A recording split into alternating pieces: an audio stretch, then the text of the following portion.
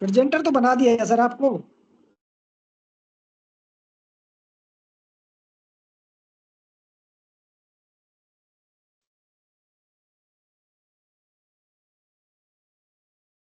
ठीक है sir, sir. हो गया। हाँ sir. Done done.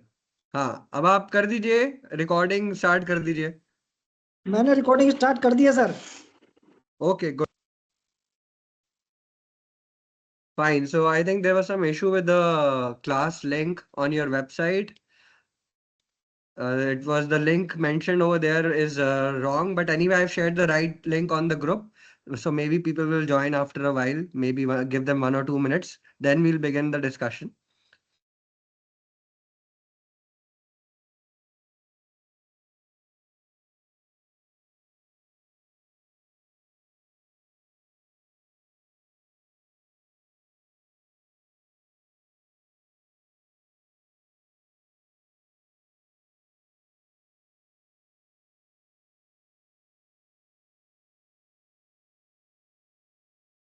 Right. I think people have started joining. How are you, Lakshay?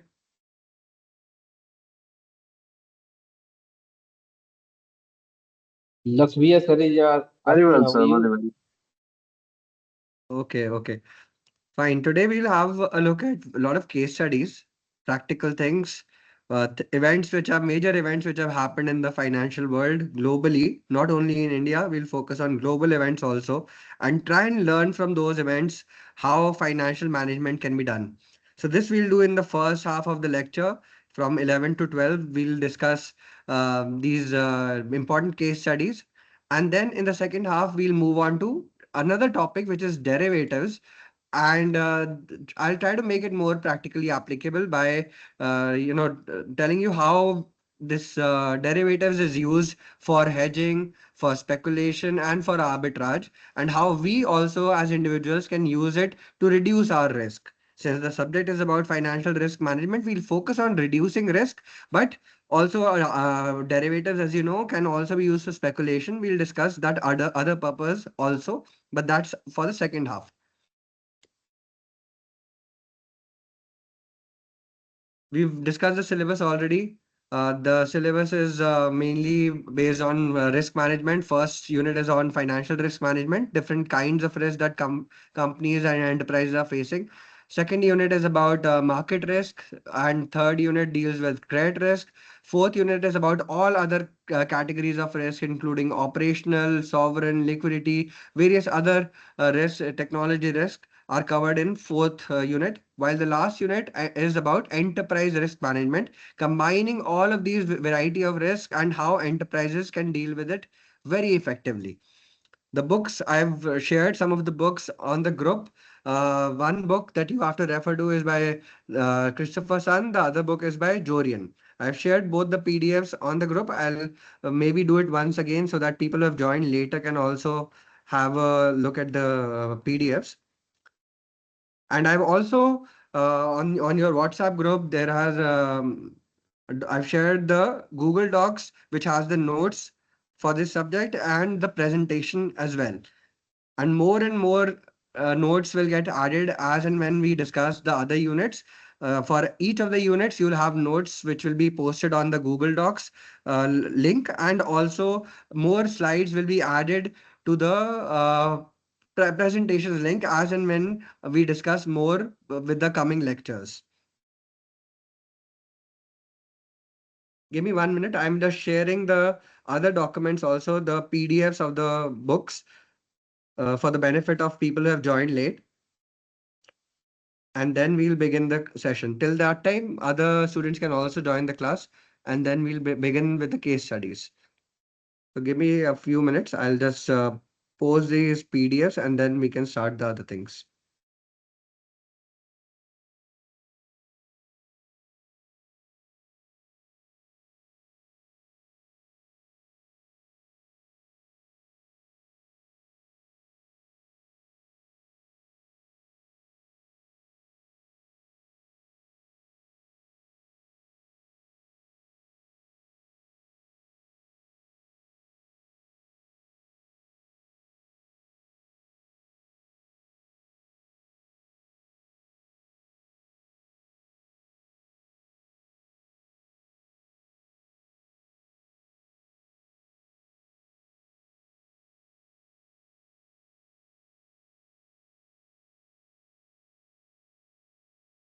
Fine. The ebook PDFs have also been shared on the new group that you have formed, that you can refer to. But let's start with the first case study. These are four major case studies that we'll be discussing today. One is on LTCM, Long-Term Capital Management Hedge Fund. Another one is on Barings Bank. And then you have a case study on GameStop, and one on global subprime crisis, the 2008 crisis. How many of these have you guys heard of? लक्ष्य धीरज कितनी case studies के बारे में पहले discuss कर रखा है? LTCM, do you know what is LTCM? Are you guys aware of Barings Bank? No, sir. No? Okay, anyone who has heard about this is Barings Bank. Then you have GameStop, LTCM.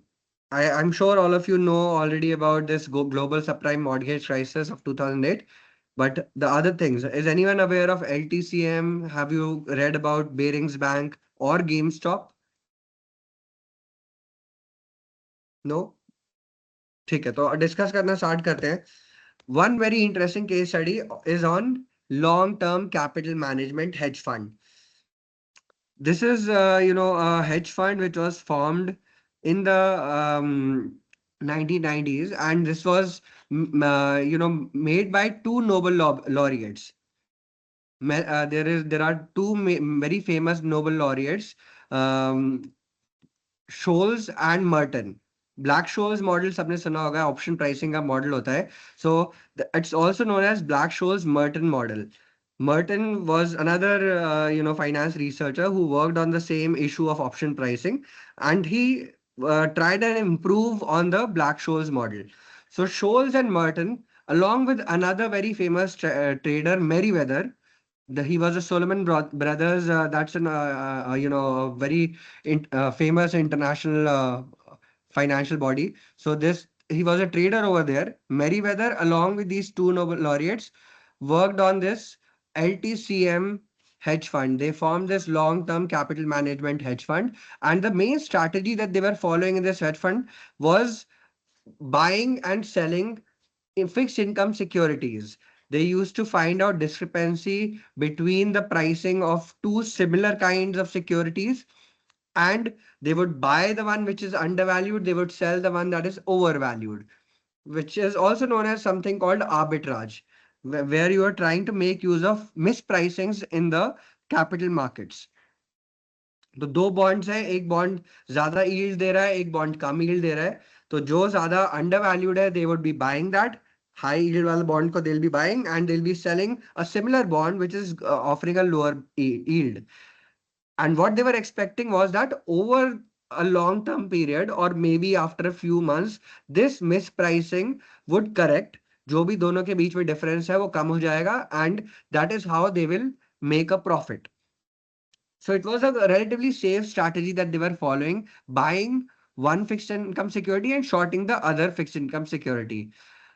And also they were covering the risk by diversifying globally. जो global markets हैं उनमें अलग अलग government bonds होते हैं. US के bonds हैं, Russia के बॉन्ड्स हैं, इंडिया के बॉन्ड्स हैं. So they would be spreading their risk across different global economies. तो उनको ये लगा कि हमने बहुत सारा मैथमेटिकल मॉडलिंग कर रखा है, हमने फिक्स इनकम सिक्योरिटीज है तो रिस्क भी कम है, plus we are diversified across different economies, so we are relatively safe. That is what they were believing. But the problem arose in the late 1990s में एक एशियन फाइनेंशियल क्राइसिस हुआ था, जिसमें थाईलैंड और बहुत सारी Indonesia, lot of Asian economies were involve in that crisis. और उसका इम्पैक्ट globally, बाकी economies, even developed economies, were facing an impact due to this Asian crisis. और उस वजह से रशिया में एक डिफॉल्ट हुआ था. The Russian government also defaulted on their sovereign debt payments. Government bonds usually are considered very safe. Governments usually default नहीं करती हैं अपने bonds पे, but in this scenario, Russian government started defaulting on their government bonds. And this company, this hedge fund, LTCM, had a huge stake over there in the Russian bonds. As a result of this, they suffered big losses. And in times of crisis, although they thought they were properly diversified across the globe, there is high degree of correlation between the asset prices when there is a crisis. जब एक economy में securities asset prices start falling, crashing, that is the time there is the panic spreads globally, and almost all economies start suffering as a result of this. And exactly the same thing happened. From the Asian crisis, it spread to Russia also, it spread to other developed economies, European countries, US also had an impact. And ultimately, whatever positions they were having in the bonds, that was diversified across the globe, but since there was a high degree of correlation, all the asset prices were crashing simultaneously. It led to a huge negative impact on their portfolio, and they suffered big losses. तो उनका hedge fund में billions of dollars का loss हुआ था, and as a result of this, they almost became bankrupt. The thing was, this LTCM was a huge organization over there. It was a big hedge fund.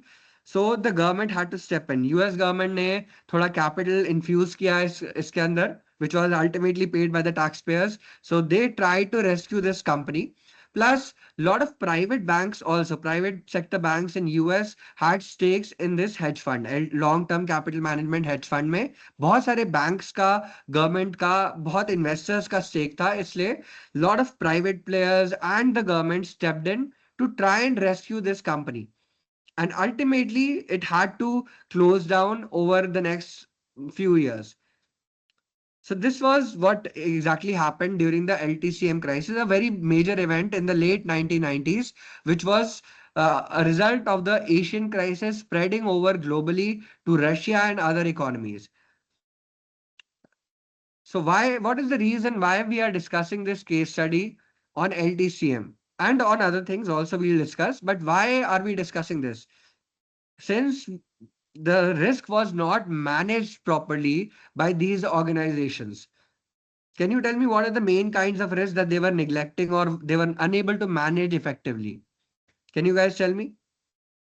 Pradeep, Lakshay, Dheeraj, Chavi, Swati, any of you? Can you guys just tell me and just try and participate? I don't want it to be a speech like Modi ji. We want to make it a proper discussion. So can anyone tell me what is the main kind of risk that they were unable to cover or manage effectively? In LTCM, they were unable to manage what kind of risk? That's my question to you.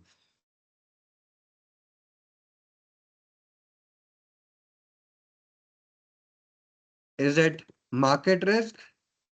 Is it operational risk? Is it credit risk? Sir, I Or think liquidity risk, liquidity market risk? risk, specialty, Yes. volatility risk, extreme market conditions में जो होता है, like systematic risk. Great.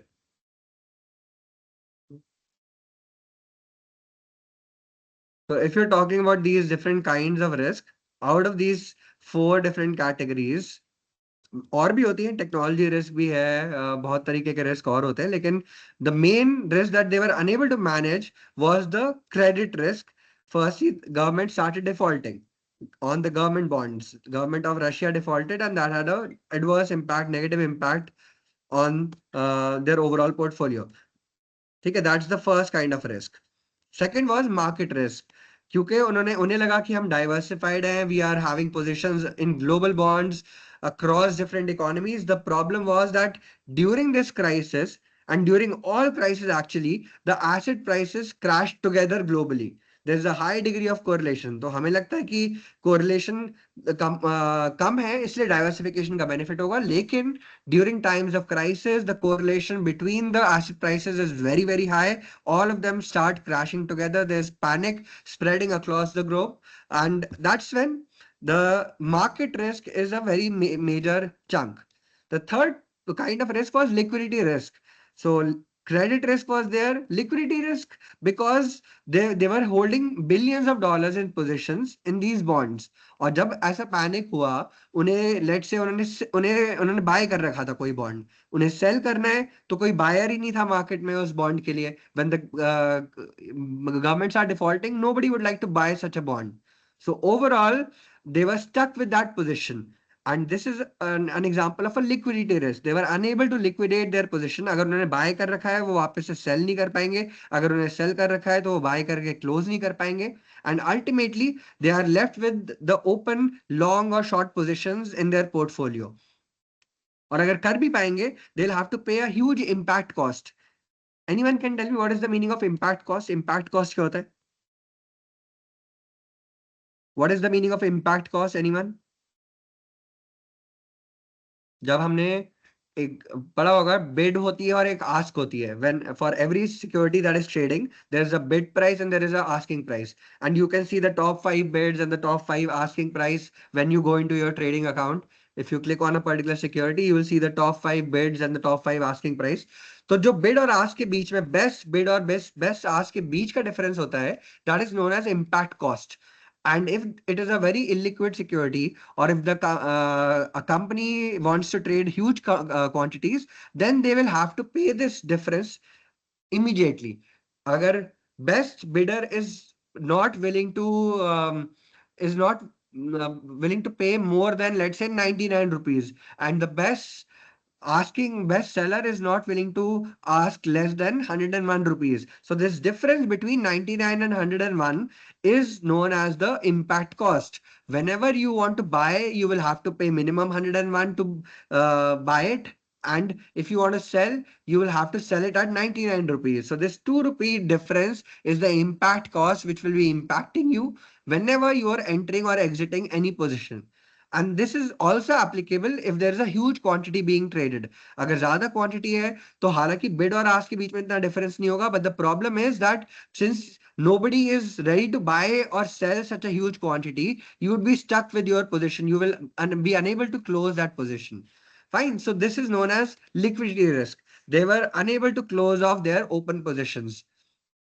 So mainly in this example, the risks which are most applicable are the market risk, credit risk, and liquidity risk.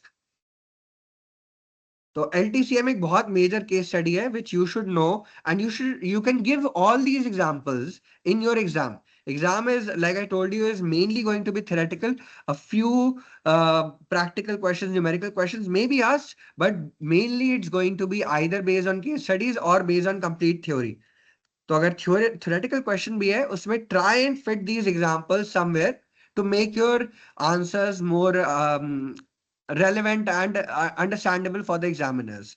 You'll end up scoring higher marks if you give relevant examples in the right questions. Okay, let's come to the second case study now.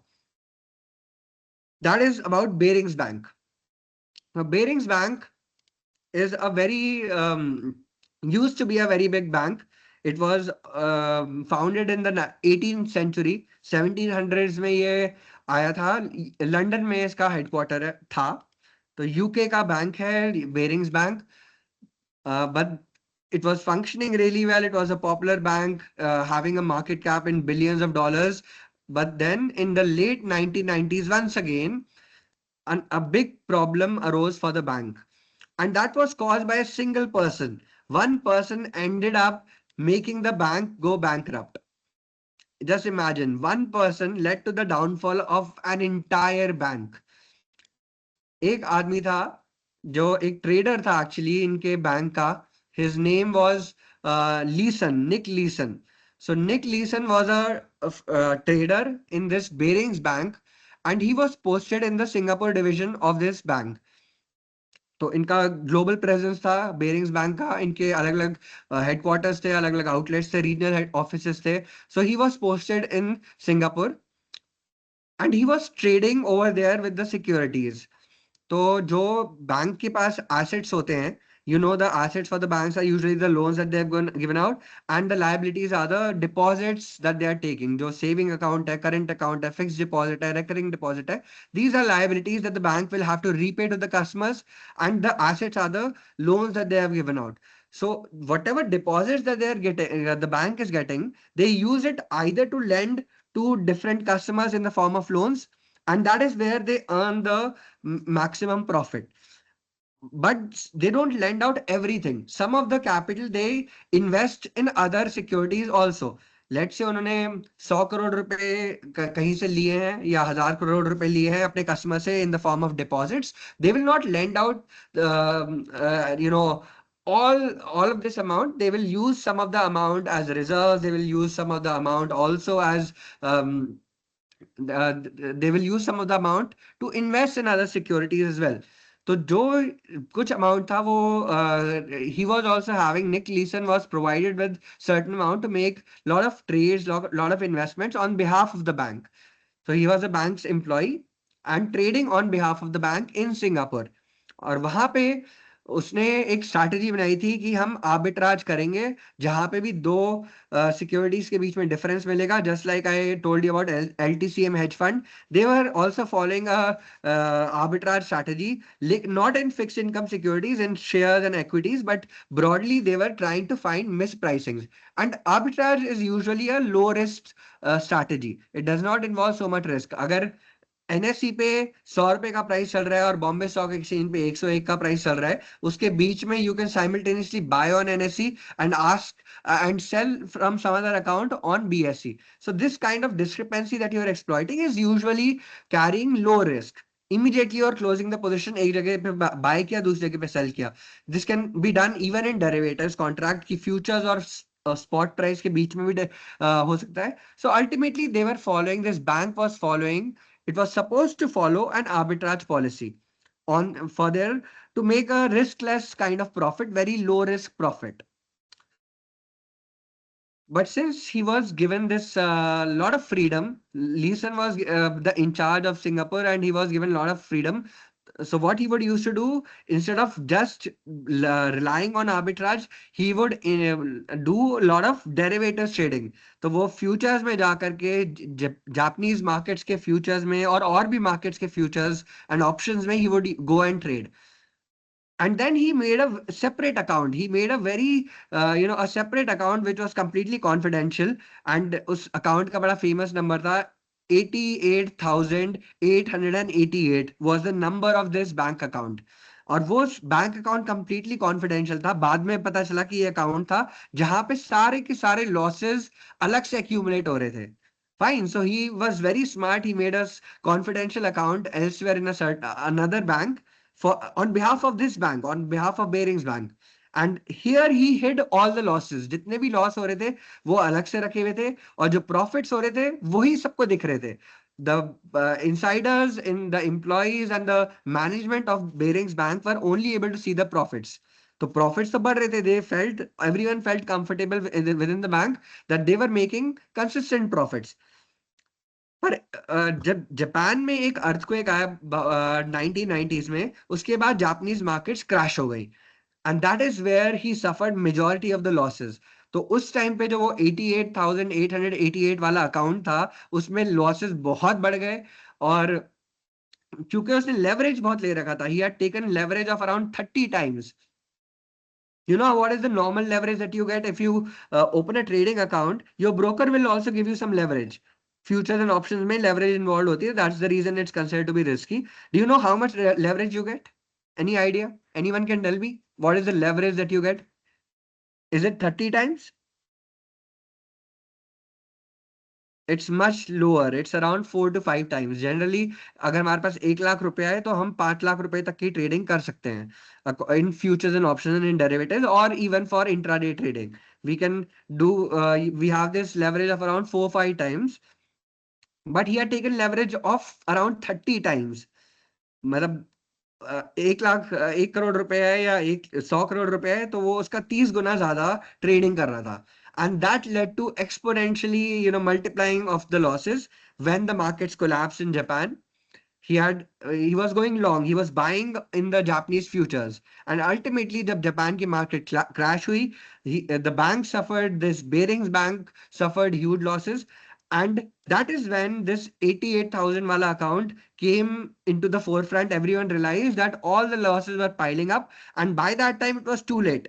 Bank की जितनी value थी, उससे double losses already हो चुके थे. So the bank was going bankrupt. It was ultimately, closed down. This bank closed down, Barings Bank. So one man, Neeson led to the Nick Leeson led to the downfall of this entire Barings Bank. A 200-year-old bank went bankrupt just because of one trader. So can you tell me which are the main risks that they were unable to take care of out of these different categories of risk? Anyone can tell me? Yes, Lakshay, कौन से risk है The which they the were unable to the manage? foremost will be the operational risk. Exactly, right. Operational risk was the major risk. How can you give so much power to one individual to manage majority of the funds of the bank?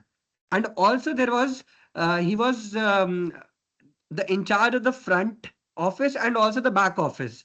He was the one placing all the orders and the trades, and he was also the one reconciling all the trades. So back end पे सारा accounting होता है, वो भी वही कर रहा था, compliance भी वही कर रहा था, और trading भी वही कर रहा था. So this was a huge mistake on behalf of the bank, that firstly they had given so much power to one individual to trade all the funds, and secondly they did not have enough checks and balances. They were allowing this person to make the trades in the front desk, and also on the back office he was reconciling all the statements and the accounts. So operational risk hua, plus market risk is also there. Why market risk? When the Japanese market crashed, that was a black swan event. Black swan event, it's a very rare event, something that does not happen all the time. But you also have to keep that into mind when you're devising any kind of strategy. If you're trading in the markets, you need to know कि ऐसा rare event भी कभी हो सकता है, and what is the maximum loss I expect to incur if such an event happens, and what is the probability of such an event. Both the things should be clear to you when you're doing this kind of um, you're applying any kind of strategy in finance. Okay, so market risk, he was not prepared for this kind of black swan event where the Japanese markets completely crashed. So operational and market risk were main, and plus he had taken excessive leverage.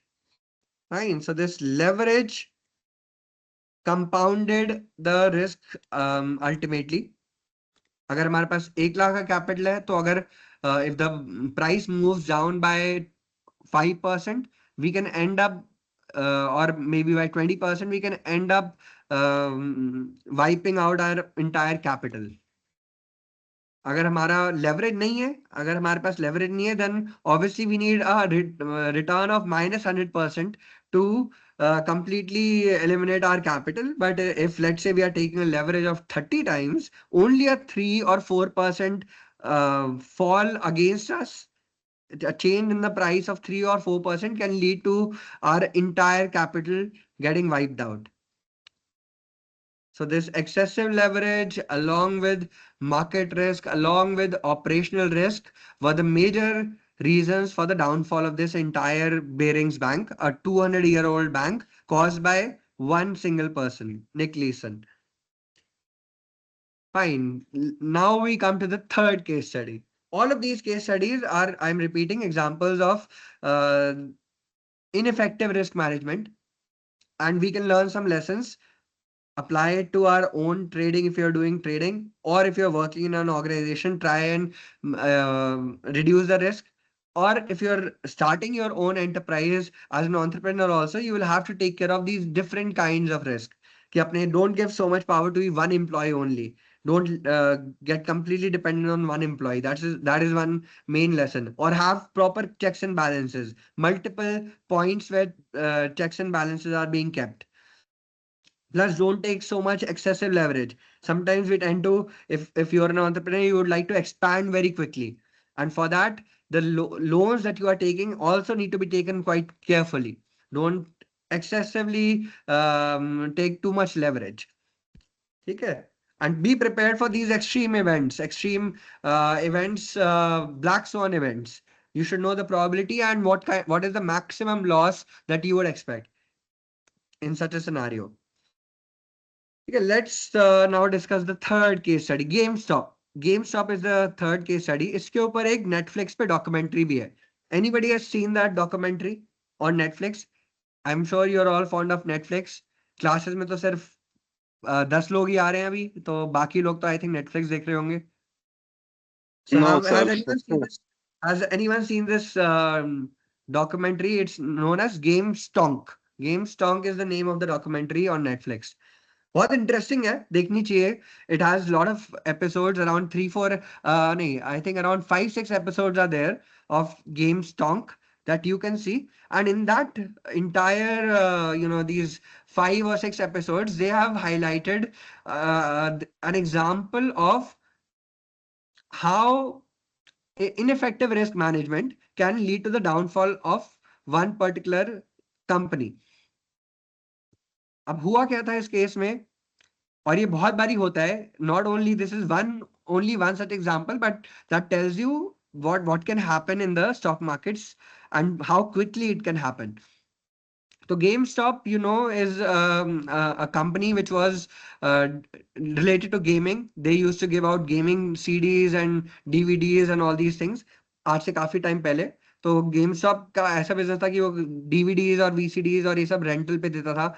Plus they were also having lot of physical stores across United States. तो US में इतने सारे physical stores थे, उनका अलग अलग rental का model था, वो सेल भी करते थे, ये सारी चीजें. But ultimately, their sales were gradually reducing. So when the sales were reducing, their profits were also going down, and the growth was also very minimum. According to, if you look at the charts of GameStop, the charts were also going down and down in terms of stock prices. This company was not doing well, not even in terms of sales, not in terms of profitability, and not even in terms of the stock returns. It was giving negative returns. So gradually the stock price was falling. It fell down below $100, and it fell down below $50. It went down below $10, and it went down up to $3 or $2. That was the minimum price that was there, around $2-3. So imagine $100 stock was worth only $2. And during this entire downfall, all the investors, smart investors and big institutions, even hedge funds, were aggressively shorting the stock. Shorting, do you understand what is the meaning of shorting? Anyone can explain meaning of shorting? Short selling क्या होता है? In finance, what is the meaning of short selling? Anyone knows? Chavi, Swati, Pradeep, Ravi, Ankit, anyone? Nobody is involved in trading. Nobody does short selling. It's when you sell something first and buy it later on. If you expect the price to go down, what you will do is you will sell something and then you will buy it back later on. But then the question might be coming to your mind, how do you sell something before buying? If you don't own something, how can you sell it?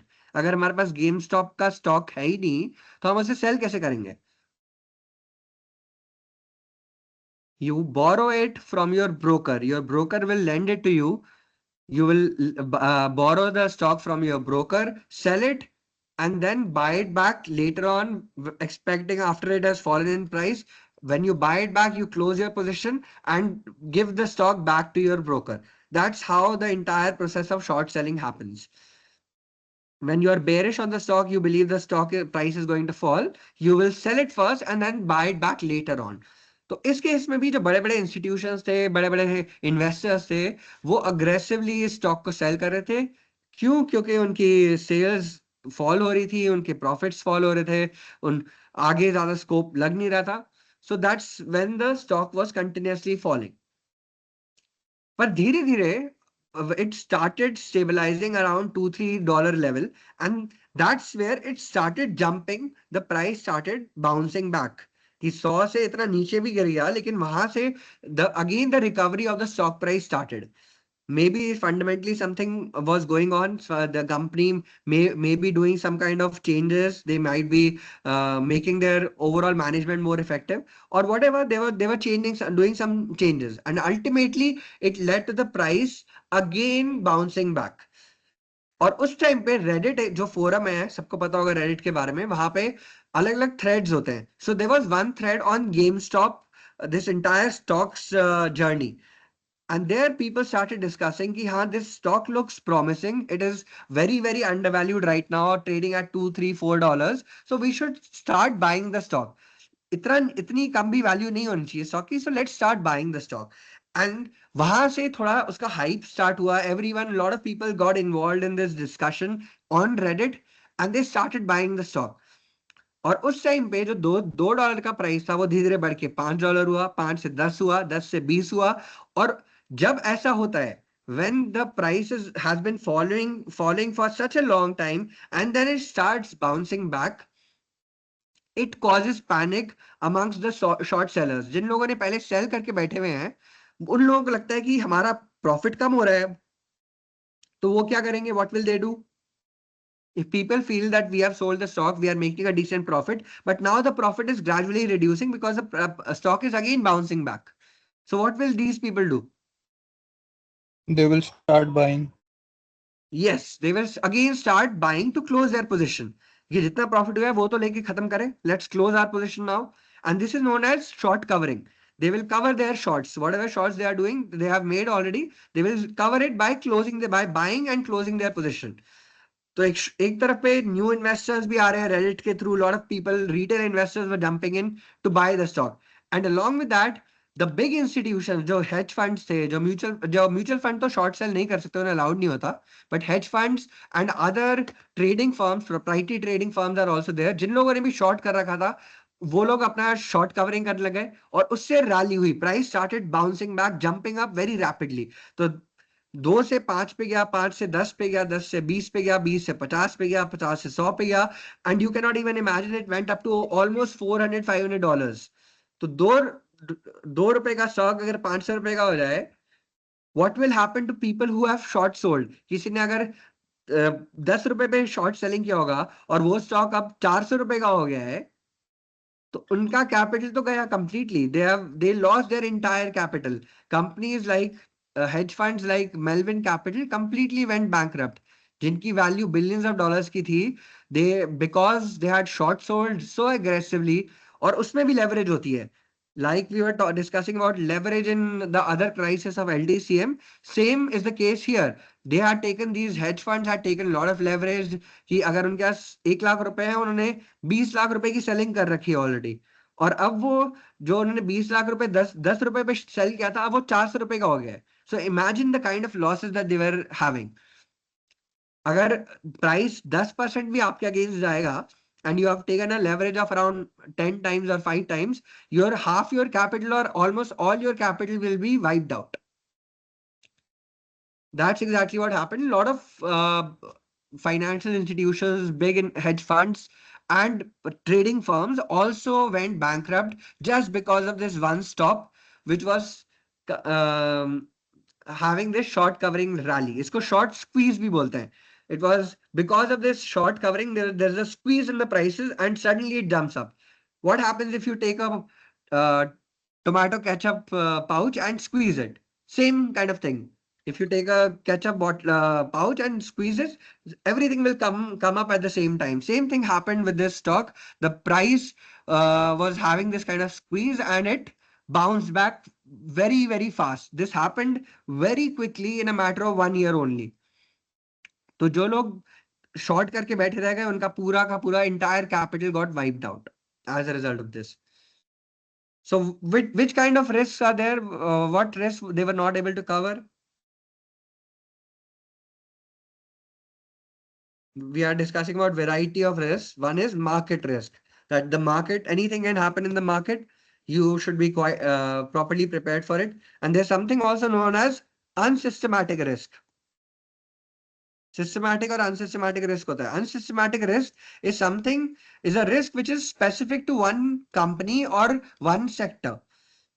अगर हम सारी company अपने portfolio में IT sector की company रख लें, हमें अपना पोर्टफोलियो बनाना है इन्वेस्टिंग का, उस पोर्टफोलियो में हम 20 आईटी स्टॉक डाल दें, टीसीएस भी डाल दिया, इन्फोसिस भी डाल दिया, you include all IT companies, HCL Tech, Wipro, Tech Mahindra, everything you are putting in your portfolio, you are not properly diversified।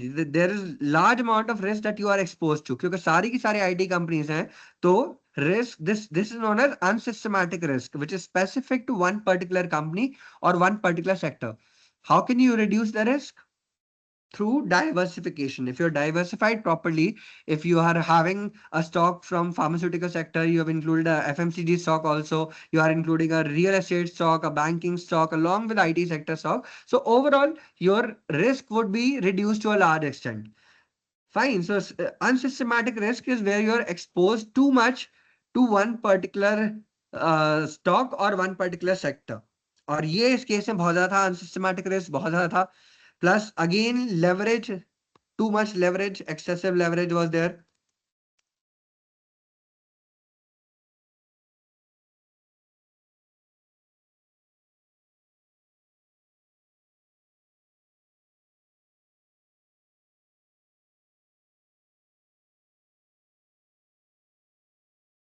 So definitely go home whenever you have time. Go on Netflix, search for this documentary Game Stonk. इसी के बारे में किस तरीके से short squeeze हुआ था और लोगों का क्या हाल हुआ था उस टाइम पे. Some people ended up making millions and some companies ended up going bankrupt also. क्योंकि शॉर्ट सेलिंग यूजुअली बड़े बड़े इंस्टीट्यूशंस कर रहे थे, उनको नेगेटिव इम्पैक्ट हुआ. लेकिन retail traders made a huge chunk of profit through this kind of short squeeze. Imagine you invest 1 lakh rupees in this 2 rupees stock and it bounces to 200 rupees. कितना profit होगा? 2 लाख का 2 करोड़ बन जाएगा, है ना. And plus if you taken leverage, अगर futures खरीद रखे हैं वो वो 2 करोड़ भी नहीं, वो 20 करोड़ बन जाएगा. Right. You can watch this इस पे. और भी Netflix also has some other documentaries, very interesting documentaries. एक Bitcoin करके है, which is related to Bitcoin. So all of you are fond of watching movies. ये भी थोड़ा देख लेना चाहिए. These are some educational movies, documentaries, but they are also entertaining at the same time. ऐसा नहीं है कि बहुत boring है. If you watch this other documentary called Bitcoin, it is actually quite interesting. जो वो देखी होगी Wolf of Wall Street, you might have seen this movie called एक बिग बुल करके मूवी थी. ये these movies are not only informative, they are also entertaining at the same time. So whenever you get you are looking for entertainment, दोनों काम हो जाएंगे ना. You learn something and you also end up passing your time in a good way. Sir, I have one Now, request. yes, Lakshya. आप ऐसे movies का थोड़ा link या फिर नाम कुछ व्हाट्सएप ग्रुप पे सेंड कर दें तो हाँ हाँ we can बिल्कुल remember बिल्कुल, that ठीक है. easily. I will share the मैंने भी 5-6 तो देख ही रखी है कम से कम नेटफ्लिक्स पे, और उसके अलावा भी 3-4 मूवीज और देख रखी हैं. तो एक बिग शॉट करके मूवी है. Big shot is one movie on 2008 crisis. अभी हम उसके बारे में बात करेंगे 2008 में क्या हुआ था. तो big shot is one movie that you can watch. वो थोड़ी थोड़ी सी इतनी ज्यादा एंटरटेनिंग नहीं है, पर हाँ इंफॉर्मेटिव बहुत है वो. एक बिटकॉइन है, वो बिटकॉइन के बारे में है कि किस तरीके से लोगों ने उस टाइम पे कैसे कैसे स्कैम्स किए हैं बिटकॉइन के को लेकर के, और बहुत पैसे भी कमाए हैं, और कैसे लोग फंसे. How you can avoid yourself from getting this kind of from getting into scams, उसके बारे में भी है. बाकी एक किंग ऑफ क्रिप्टो किंग करके है. Crypto King is one more movie. Big Bull तो अभिषेक बच्चन की एक मूवी है.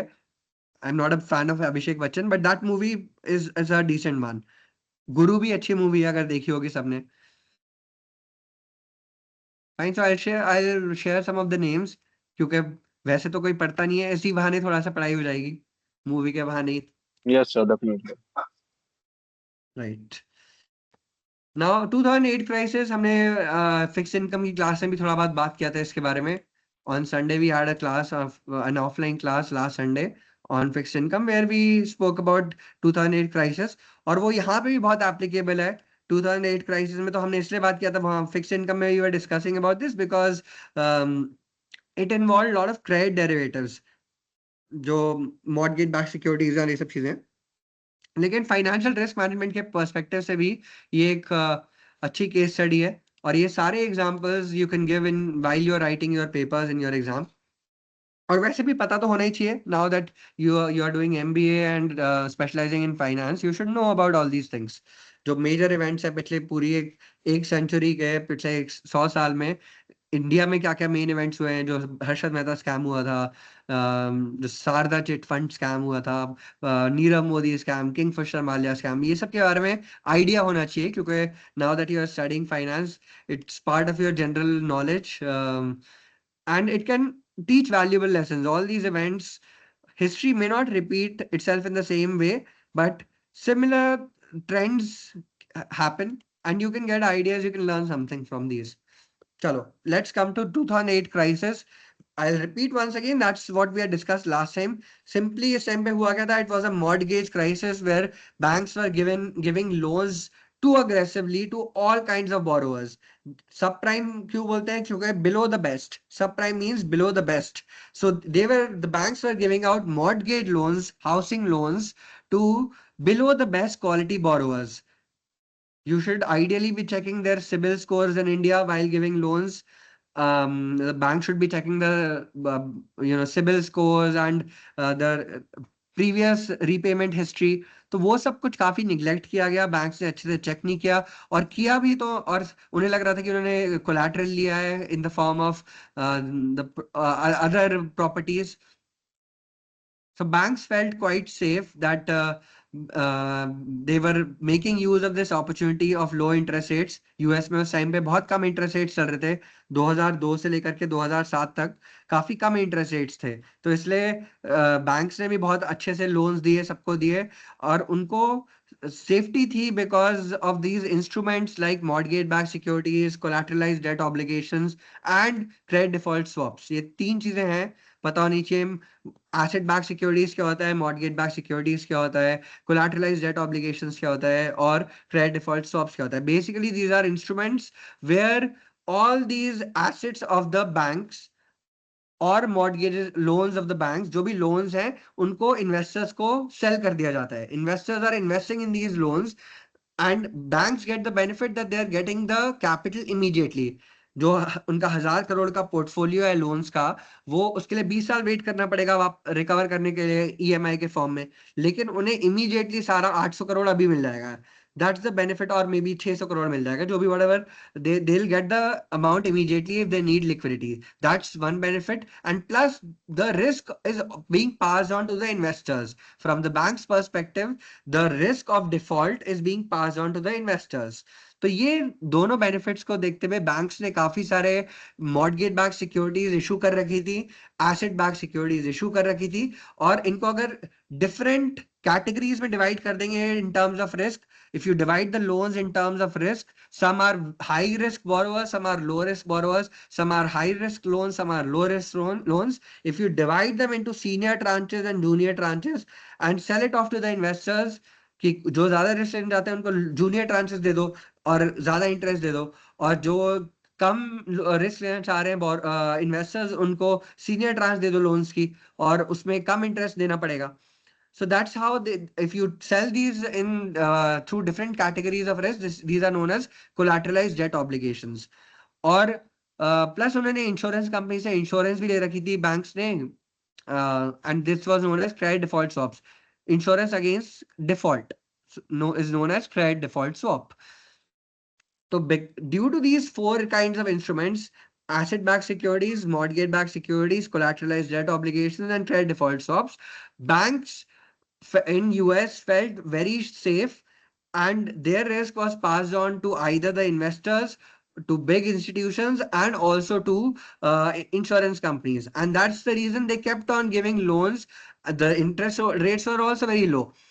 The borrowers are also happily taking loans to buy the houses. सबको लग रहा था कि housing prices तो बढ़ ही रहे हैं, तो let's keep on buying the loans.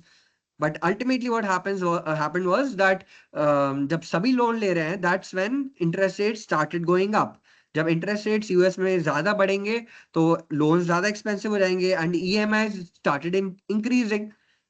जो 50,000 की ईएमआई है, वो अगर 2 लाख की हो जाएगी, तो you will find it difficult to repay, and that's exactly what happened. People were unable to, borrowers who had taken home loans were unable to make the repayments of the loans, and when they defaulted, banks had no option but to sell off all the collaterals. जो भी उन्होंने घर वर गिरवी रखवाए थे, उनको cell किया और उससे पैसा रिकवर किया. अब उसमें दिक्कत ये हुई कि वो सेल करने के लिए तो सब आ गए, सारे बैंक्स आ गए, बाय करने के लिए कोई था नहीं। एंड जो 1 करोड़ का घर होगा वो उस टाइम पे 20 लाख का ही बिक रहा है या 30 लाख का बिक रहा है। और इसी चक्कर में banks were unable to recover the initial capital. Investors who had invested in these kind of securities and instrument ended up losing money. Insurance companies also went bankrupt, banks went bankrupt, investment banks also went bankrupt. So ultimately, this had a huge impact on the entire US economy. Then it spread to the European countries. Europe, क्योंकि Europe में भी banks ने loans वोन्स दे रखे थे। Europe और इन banks ने European banks में भी इन्वेस्ट कर रखा था। तो ultimately it had an impact on the global economy. Europe में भी क्राइसिस हुआ, एशिया में भी, Asian markets and Indian markets fail by around 50-60%। India में तो 60% का फॉल आया था in the stock markets.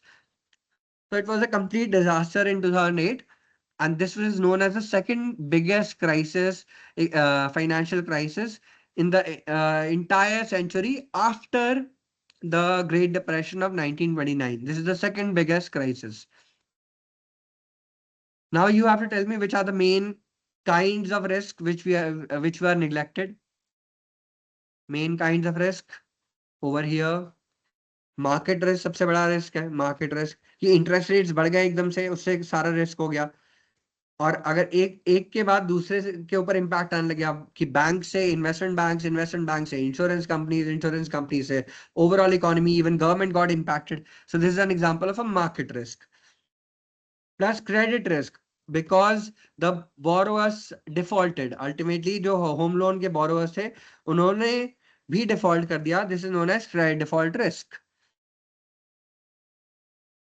There is also an example of interest rate risk over here. Interest rate risk. Interest rates increased, and that also led to the worsening of the crisis. ठीक है, तो इस तरीके से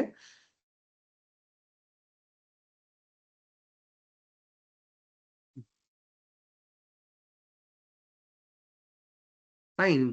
We've discussed about 4 different crises today. Now we'll move to the sir second इसमें part. Yes. Sir इसमें एक insurance risk तो था कि इन्होंने हाउसिंग सेक्टर को इंश्योरेंस नहीं करा। हाउसिंग सेक्टर का इंश्योरेंस लिया था, और उसी रीजन की वजह से तो ये हुआ था। जो ये क्रेडिट डिफॉल्ट स्वैप के बारे में हम बात कर रहे हैं। Credit default swaps are instruments which are like an insurance product only but meant for house for credit for these loans. Credit default swap उनको इसीलिए बोलते हैं क्योंकि वो क्रेडिट डिफॉल्ट का रिस्क को स्वैप कर देते हैं। The banks are exchanging their credit default risk with the insurance companies through this instrument called credit default swap. तो ultimately ये risk क्योंकि इंश्योरेंस कंपनीज के ऊपर था, इसीलिए banks became too very careless, and they kept on lending very aggressively to all kinds of borrowers, even the best below the best quality borrowers. ठीक है, तो इंश्योरेंस था, okay but that was actually one of the reasons which caused this crisis. Everyone became the banks became too careless because of this credit default insurance. तो अभी हमने ये 4 case studies discuss करी है, आगे भी करते रहेंगे in the coming classes, but today we are done with the case study part. We'll now focus on the second part of the lecture, which is on futures and other and derivatives like options, forwards, swaps. इनके बारे में थोड़ा सा बात करेंगे कि ये होते क्या है और इनसे कैसे रिस्क रिड्यूस किया जा सकता है और कैसे बढ़ भी सकता है. Again, they have a flip side. They can be used to reduce the risk. This purpose is known as hedging. If you are using derivatives to reduce the risk, you are hedging your portfolio against all kinds of risk. But it can also actually compound or magnify your risk. This we'll discuss. Let's take a short 2 minute break. Then we'll continue with the second part.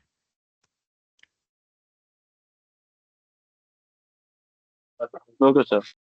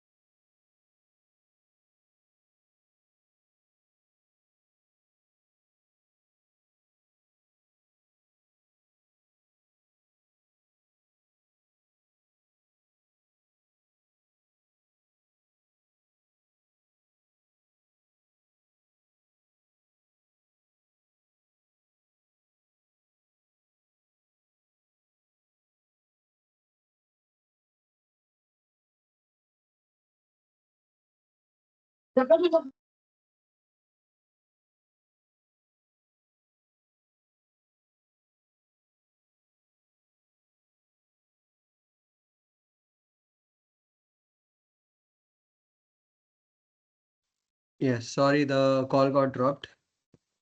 I'll share my screen once again with you. Okay. Derivatives are instruments which are used for these three purposes, either hedging or speculation or arbitrage.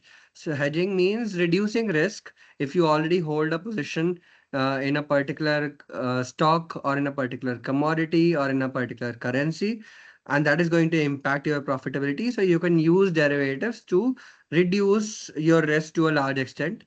This is known as hedging. Speculation means trying to make a profit from your analysis using derivatives, and it can be used to magnify your profits and losses. If you have a view on the market, you can take leverage through futures and options, and ultimately that can multiply or compound your profits or even your losses. पर इस case में हमारी कोई original position नहीं होगी. We don't have maybe original position, but we through these derivatives we are only doing it to make a profit, not to reduce our risk. The other reason why people are using derivatives is for arbitrage. When you identify some mispricing and want to make a riskless profit or a very low risk kind of trade to make a profit, that is known as arbitrage. So इसके बारे में थोड़ा discuss करेंगे अभी. Arbitrage पहले discuss कर लेते हैं. सबसे सिंपल है कि अगर हमें पता है कि दो एक्सचेंजेस के बीच में थोड़ा सेम चीज का प्राइस डिफरेंट चल रहा है, तो you can buy here sell in the other place. National stock exchange, Bombay stock exchange के बीच में अगर डिफरेंस है तो वो you can buy on one exchange and sell simultaneously on the second exchange. That will reduce your risk to a large extent. But these opportunities are not freely available these days, not available most of the times, because of the presence of these big institutions. A lot of big hedge funds, mutual funds are participating. Big trading firms are there. Investment banks are also there. So these kind of opportunities do not last for a long time. अगर होता भी है तो एक दो seconds के लिए रहेगा और वो चले जाएगा. And that is also very small mispricing, not enough to make a profit after giving all the commissions and the taxes and everything. क्योंकि जब भी बाय सेल करते हैं, सिक्योरिटी ट्रांजैक्शन टैक्स लगेगा, स्टैम्प ड्यूटी लगेगा, और बाकी ब्रोकरेज तो लगेगा ही. तो ultimately it won't be profitable if it's a very very small, एक दो पैसे की डिस्क्रिपेंसी है तो उससे फर्क इतना पड़ता नहीं है. लेकिन और there are other kinds of mispricings that can still be identified. Inter-exchange used to be there earlier on. आज से मे बी 20-30 ईयर्स पहले, जब ऑनलाइन ट्रेडिंग इतना नहीं पॉपुलर था ही नहीं. पहले डीमैट अकाउंट्स वगैरह नहीं हुआ करते थे, आज से 30 साल पहले, 30-40 साल पहले. तो उस टाइम पे और एक्सचेंज भी ज्यादा होती थी. You did not even only have national stock exchange and Bombay stock exchange. You would have regional exchanges like Delhi stock exchange, Kolkata exchange, Madras stock exchange, and a lot of mispricings would be there between the exchanges. तो आपका एक कोई friend Kolkata में बैठा हुआ है और आप दिल्ली में हो, तो दिल्ली स्टॉक एक्सचेंज और कोलकाता स्टॉक एक्सचेंज के प्राइस में जैसे ही फर्क आएगा, you would ask your friend to buy over there और sell over there, and simultaneously you would also be buying and selling, and that would be practically a risk less profit. आजकल ऐसा नहीं हो पाता है क्योंकि exchanges, number of exchanges are less. There are no regional exchanges, only national exchanges are there. Plus the big players have entered. Investment banks, mutual funds, hedge funds, pension funds, life insurance companies, all are trading. Big proprietary trading firms are also there. तो इसीलिए ऐसी opportunity usually होती नहीं है, और होती है तो बहुत कम ड्यूरेशन के लिए होती है और बहुत छोटे मैग्नीट्यूड की होती है, which is not enough for retail traders to make a profit. तो आर्बिट्राज और तरीके से भी किया जा सकता है. You can use this difference between spot price and futures price to make a profit. जैसे हमें पता है कि फ्यूचर वैल्यू और प्रेजेंट वैल्यू का एक फॉर्मूला होता है. Future value is equal to present value into 1 + r raise to power n. इसके बेस पे हम वैल्यू, फ्यूचर्स की वैल्यू निकाल सकते हैं. लेकिन प्रॉब्लम ये है कि जो रियल वैल्यू है वो एक्चुअली सेम हो सकता है, जो theoretical value you that you are getting using this mathematical equation may not be the same as the actual price. So if the price is higher, you can sell that right now and buy it later on when the discrepancy or mispricing is corrected.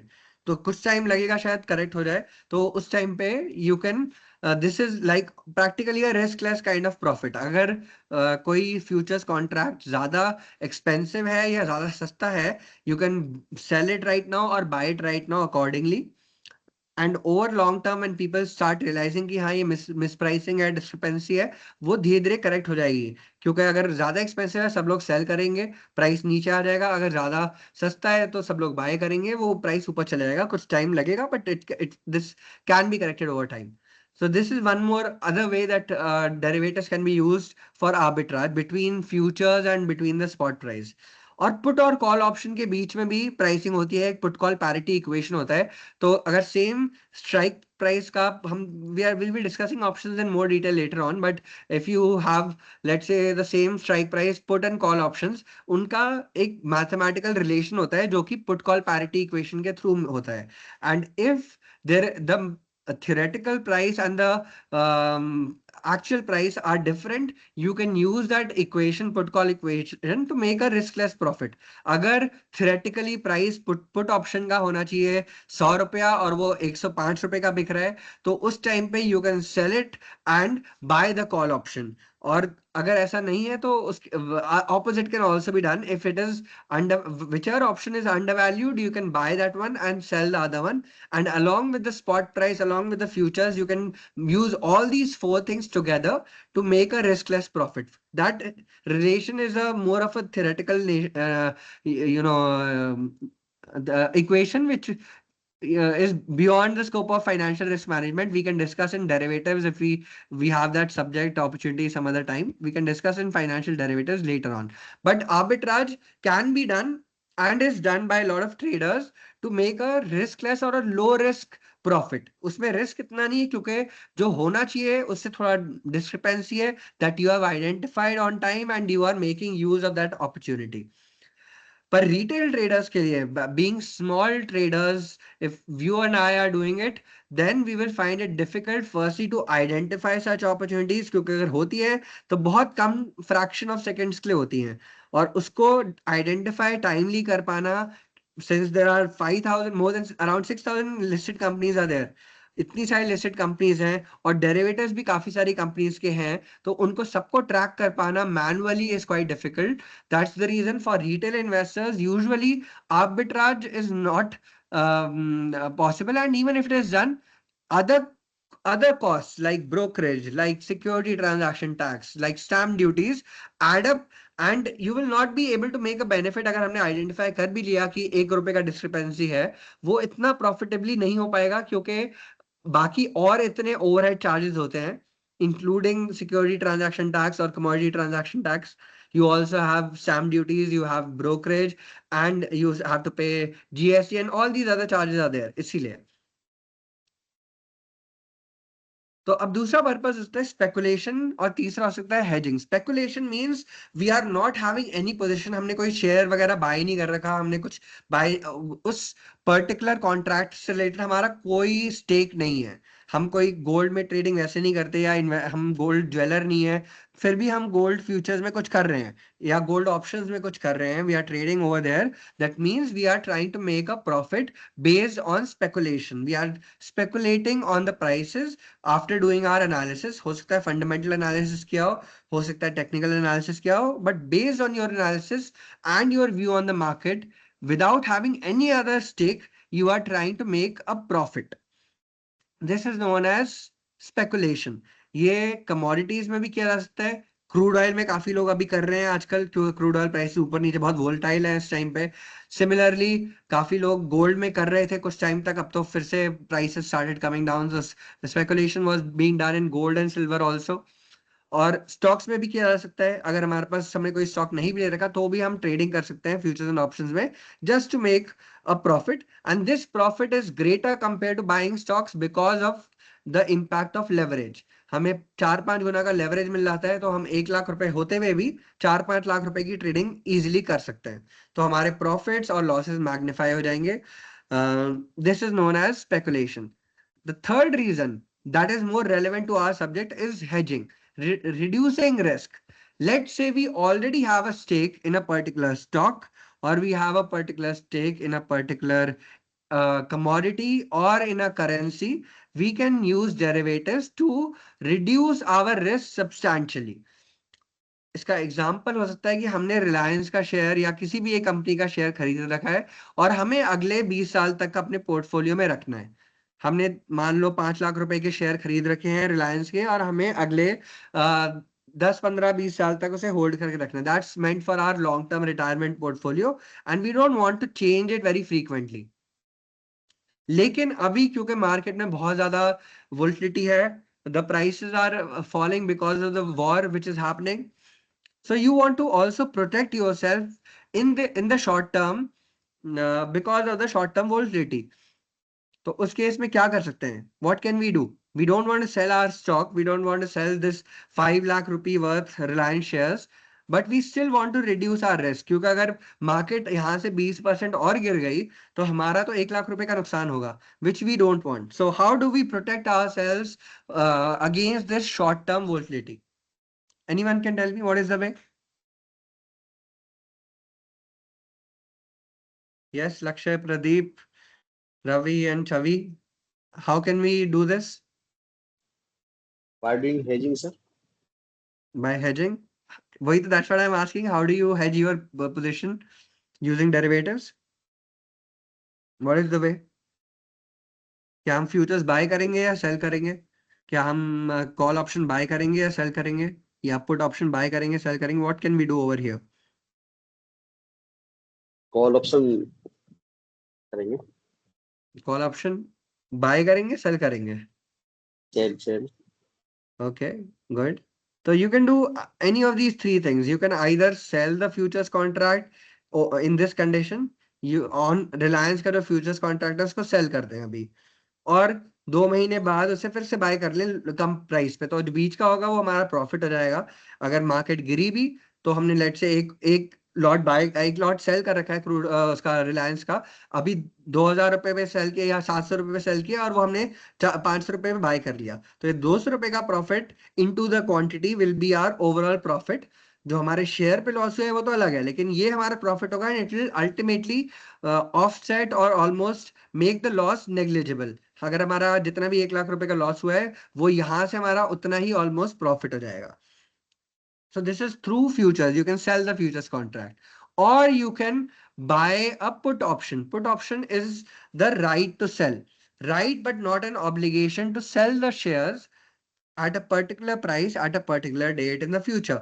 अगर हमें right मिल चुका है कि हम 700 रुपए में cell कर सकते हैं रिलायंस को, और वो 500 रुपए का नीचे गिर जाता है अगले 2 महीने में, तो जब तक एक्सपायरी आएगी, every futures and options contract has an expiry date, तो अगले 2 महीने बाद अगर लेट से उसकी एक्सपायरी है और तब तक प्राइस गिर चुका है 500 रुपए तक, तो जो पुट ऑप्शन की वैल्यू है वो बहुत ज्यादा हो जाएगी, क्योंकि हमें 700 रुपए में राइट दे रहा है सेल करने का। Right now you can sell for 500 rupees, but this option is very valuable, it is giving you right to sell at 700, तो हमसे और लोग खरीद सकते हैं वो ऑप्शन ज्यादा प्राइस दे करके। तो हो सकता है हमने 10 रुपए का प्रीमियम दे करके ऑप्शन खरीदा हो, या अब हमें लोग इसी ऑप्शन के लिए 210 रुपए दे रहे होंगे इजीली, या 200 रुपए दे रहे होंगे, क्योंकि वो 200 रुपए का फर्क भी तो पड़ गया है।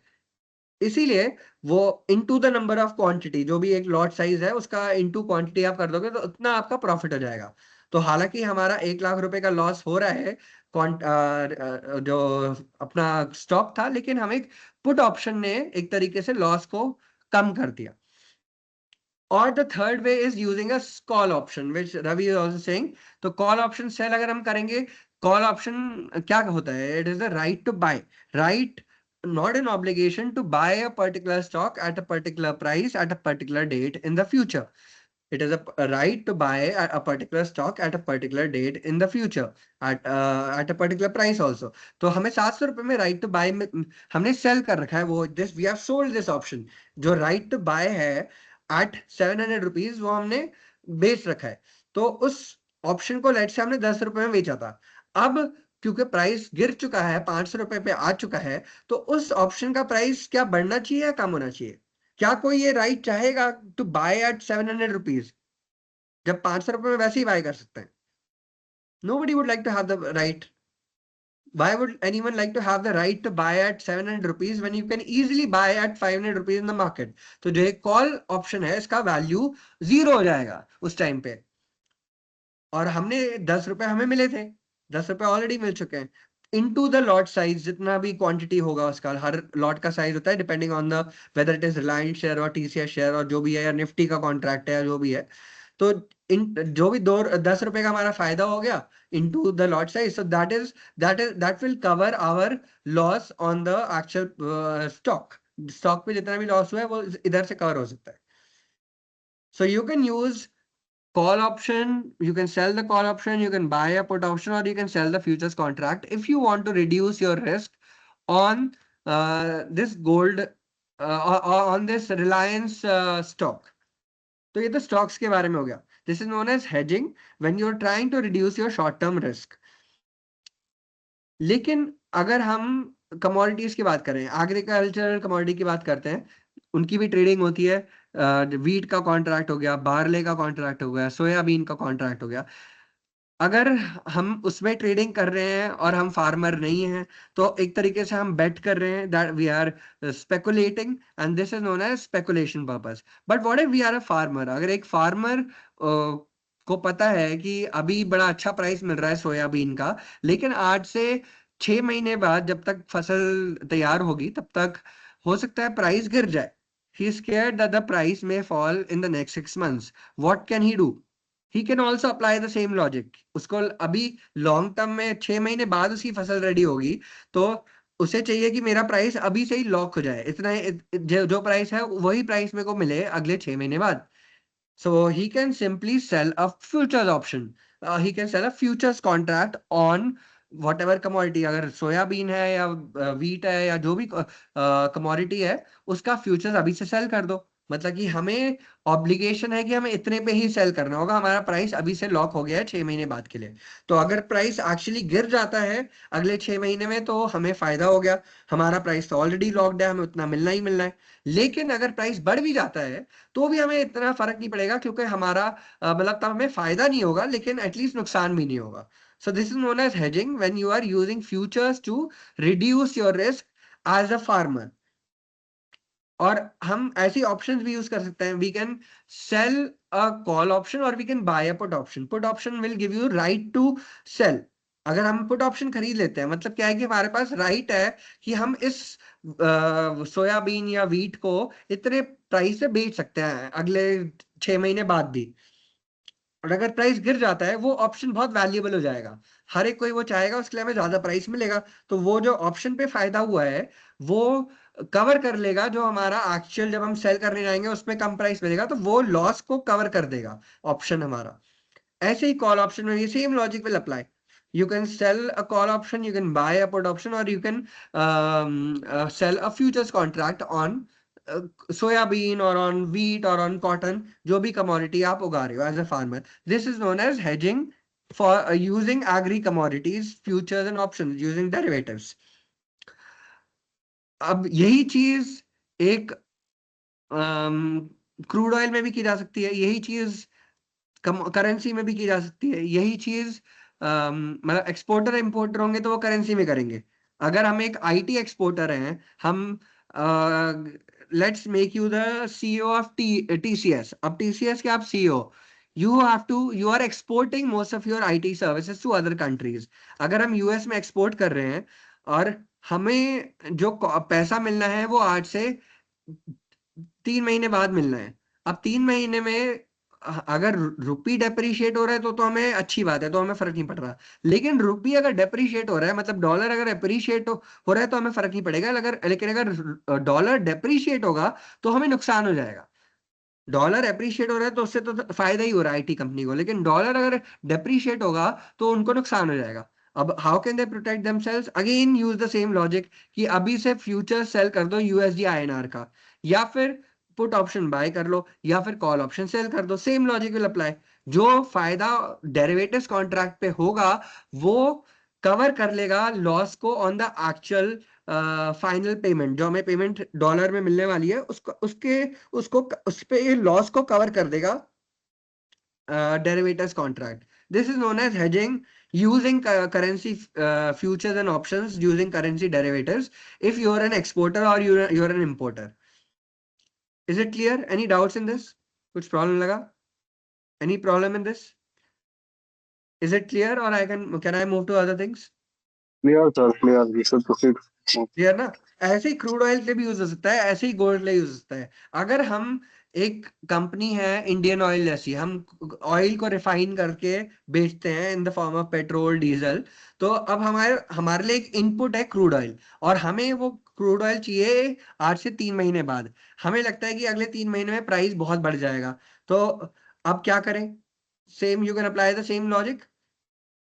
क्रूड ऑयल का प्राइस बढ़ेगा तो हमें बढ़ने का रिस्क है। अब इस केस में उल्टा होगा, we will be buying the futures of crude oil और we will be buying the call option और we will be selling the put option, और जो डेरिवेटिव्स में फायदा होगा वो कवर कर जाएगा क्रूड ऑयल के लॉस को। जब हम क्रूड ऑयल खरीदने जाएंगे, प्राइस अगर बढ़ गया, $100 की जगह $200 हो चुका है, तो जो हमारा लॉस एक्चुअल कमोडिटी पे होगा जब हम बाय कर रहे हैं, वही कवर हो जाएगा हमारे फायदे से on the futures that we have bought of crude oil, या हमने जो कॉल ऑप्शन बाय किया है, जो हमने पुट ऑप्शन सेल किया है, उस पे जो फायदा हो रहा है वो कवर कर देगा।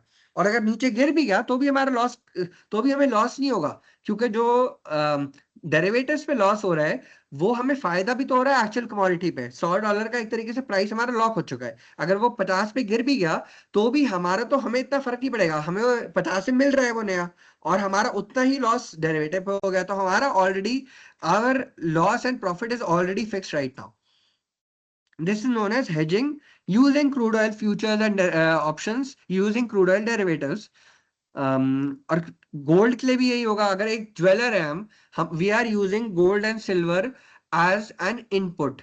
अब वो हमारे लिए अगर इनपुट है और हमें डर है कि वो प्राइस बढ़ ना जाए, तो हम फिर से यही चीज कर सकते हैं। You can use the same logic of doing this. या अगर हम गोल्ड और सिल्वर सेल कर रहे हैं तो हमारे लिए जो भी, मतलब it depends on whether you are using more as an input, आगे अगले 1 महीने बाद इनपुट लेना है या सेल करना है, उस पर डिपेंड करेगा what you are doing with the futures and the options. क्या बाय करना है फ्यूचर्स या सेल करना है फ्यूचर्स, क्या कॉल ऑप्शन बाय करना है या पुट ऑप्शन बाय करना है, will depend whether you are using it as an input after a few months और you are going to sell it after a few months. तो इस तरीके से रिस्क मैनेजमेंट में, for managing the risk, derivatives, futures, options can be used. और forwards भी actually same चीज ही है। Forward is also an obligation to sell a particular, to buy और sell a particular contract at a particular price at a particular date in the future। तो ये एक obligation है। फ्यूचर्स फॉरवर्ड ऑप्शन ऑब्लिगेशन है, और option एक right है, वो ऑब्लिगेशन नहीं है। It's your choice. ऑप्शन तो ऑप्शन होता है ना, it is your choice only, not an obligation to buy or sell a particular commodity at a particular price at a particular date in the future। But futures and forwards are obligations, वो करना ही करना पड़ेगा। और दोनों में difference क्या है? Anyone can tell me what is the difference between futures and forwards?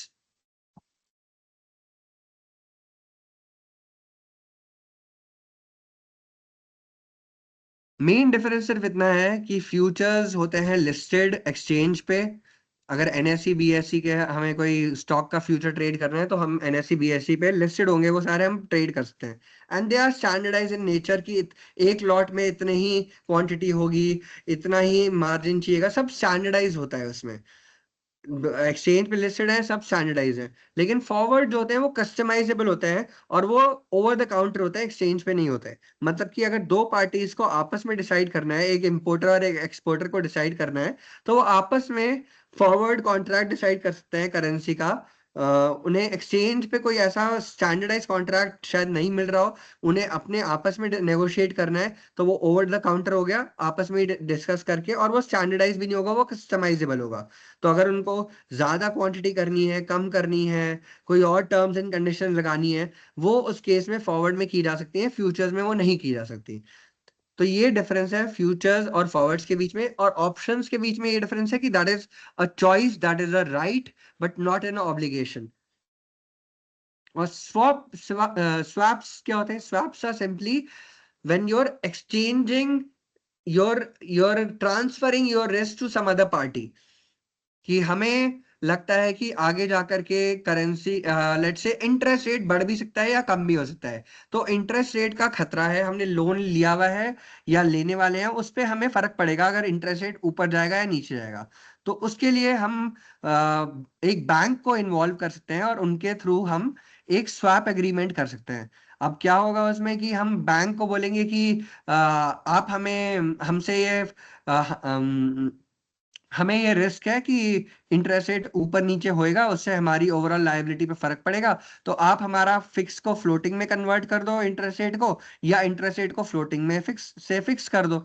अगर हमें लगता है, लेट से हमने लोन लिया हुआ है और हमें लगता है कि इंटरेस्ट रेट्स बढ़ जाएंगे और हमारी लायबिलिटी बढ़ जाएगी क्योंकि हमारा फ्लोटिंग इंटरेस्ट रेट है, तो हम बैंक के पास जाके बोलेंगे कि आप हमारा फ्लोटिंग के बदले फिक्स कर दो। और अगर हमें उल्टा लगता है, हमें लगता है कि इंटरेस्ट रेट्स कम होने वाले हैं और हमारा फिक्स्ड इंटरेस्ट रेट है और हमें तो फिक्स ही देना है, लेकिन हमें लग रहा है इंटरेस्ट रेट्स कम होंगे, तो हम बैंक के पास जा करके बोलेंगे कि हमारा फिक्स इंटरेस्ट रेट को आप फ्लोटिंग में कर दो, और बैंक हमसे एक फी लेगा वो करने के लिए, कि वो कर देगा। और बैंक का रिस्क कैसे कम होगा? क्योंकि बैंक ने अगर हमारा फिक्स को फ्लोटिंग कर दिया तो रिस्क तो बैंक के पास पहुंच गया, लेकिन वो उसके पास एक और पार्टी होगी जो उल्टा चाह रही होगी, तो वो हमसे एक अग्रीमेंट करेगा, हमसे थोड़ी सी फीस लेगा, और वो एक और पार्टी से दूसरा एग्रीमेंट करेगा, उससे और फी लेगा। So he is taking free, the bank is taking fee for providing this swap agreement to both from both the parties, and ultimately their risk is getting cancelled out, कि हमने fix to floating कराया, दूसरी party ने floating to fix कराया, ultimately bank का risk zero हो गया, और उन्होंने दोनों जगह से थोड़ा थोड़ा कमीशन ले लिया, थोड़ा थोड़ा फी ले लिया फॉर दिस स्वैप एग्रीमेंट, और दोनों पार्टी का रिस्क एक तरीके से जो वो चाह रहे थे वो उनका हो गया सॉल्व प्रॉब्लम। अगर हमें लगता है कि हमारा फिक्स इंटरेस्ट रेट है और हमें लगता है इंटरेस्ट रेट्स नीचे आएंगे, तो हम ऐसे फ्लोटिंग में कन्वर्ट करा रहे हैं, हमारा प्रॉब्लम सॉल्व हो गया।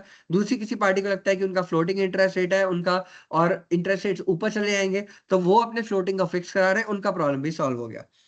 Fine, so this is how swap agreements work, and this can B use for hedging and also for speculation. अगर हमें लगता है कि हमने लोन नहीं ले रखा, लेकिन हमें फिर भी लगता है कि इंटरेस्ट रेट्स ऊपर जाने वाला है, नीचे जाने वाले, you can use swaps accordingly to for speculation purposes, where you are not having an existing stake, but you want to make a profit or based on your view or analysis of the market. तो derivative contracts काफी ज्यादा useful रहेंगे risk को manage करने के लिए। अब कौन कौन यूज करेगा वो हम ऑलरेडी देख चुके हैं, कुछ चीजें डेरिवेटिव्स को कौन यूज करेगा, या तो एक्सपोर्टर इंपोर्टर यूज कर सकते हैं फॉरेन एक्सचेंज डेरिवेटिव्स को, या फिर लेट्स से एक ज्वेलर यूज कर सकता है कमोडिटी के लिए, या फिर एक क्रूड ऑयल को कोई यूज करता है तो वो यूज कर सकता है, एक फार्मर यूज कर सकता है for managing risk. Similarly, stock futures and investors can also use. Yes, Lakshay. Trader use करते हैं सर।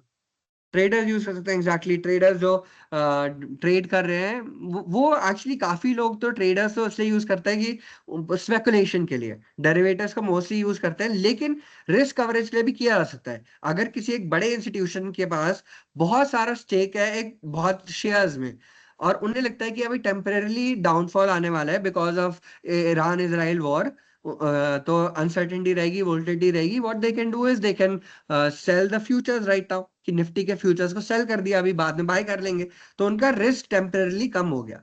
और अगर लेट से प्राइस ऊपर भी चले जाता है, अगर नीचे गिरने के बजाय ऊपर भी चले जाता है, उनका जो फ्यूचर्स पे लॉस होगा उतना ही उनका एक्चुअल पोर्टफोलियो पे प्रॉफिट भी हो जाएगा।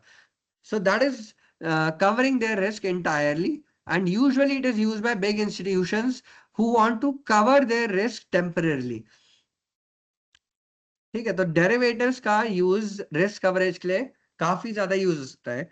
बड़ी कंपनीज यूज करती हैं, जैसे टीसीएस जैसी कंपनी हो गई जो एक्सपोर्ट कर रही हैं, चीजें जो सर्विसेज एक्सपोर्ट कर रही हैं या फार्मास्यूटिकल कंपनीज जो एक्सपोर्ट कर रही हैं, they can also use derivatives. बाकी अगर लोन ले रखे हैं बड़े बड़े कंपनीज ने, हम तो let's say we are taking loans worth a few lakhs और a few crores, but these companies are taking multiple thousands of crores के लोन्स हो रहे हैं, तो उस केस में उनको ये 1% या हाफ परसेंट इंटरेस्ट रेट ऊपर नीचे मूव करेगा तो बहुत फर्क पड़ेगा। आरबीआई ने अगर इंटरेस्ट रेट ½ % बढ़ा दिया या ½% घटा दिया, उससे उनको करोड़ों रुपए का मतलब 100 करोड़ रुपए का भी फर्क पड़ सकता है। That's the reason they are using these swap agreements to cover their risk. और कौन यूज कर सकता है? कंपनीज जो कमोडिटी ट्रेडिंग में है वो भी टेम्परेली रिस्क कवरेज के लिए भी यूज कर सकती हैं।